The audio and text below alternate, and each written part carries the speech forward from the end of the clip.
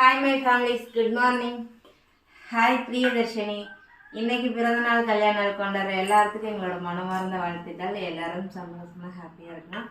நானும் இன்னைக்கு 5வது வாரம் வெற்றிகரமாக வெற்ற தீபம் போட்டாச்சு. இன்னைக்கு நம்ம வீட்டில் என்ன ஸ்பெஷல் பார்த்துடலாமா? ஒன்றும் இல்லை, பருப்பு அரிசி சாப்பாடு தான். ஏன்னா நான் அங்கே பார்க்குறனால இந்த சமையலில் அதிகம் என்னால் கவனம் செலுத்த முடியுது.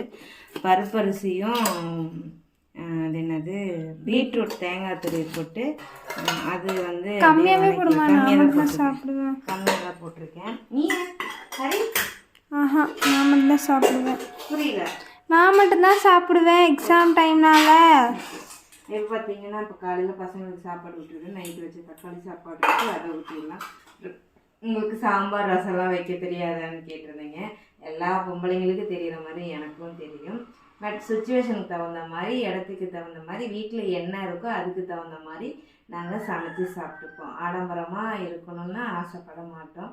ஸோ உங்கள் வீட்டிலலாம் என்ன ஸ்பெஷல்னு சொல்லிட்டு கீழே மறக்காமல் கமெண்ட் பாக்ஸில் கமெண்ட் பண்ணியிருப்போம்.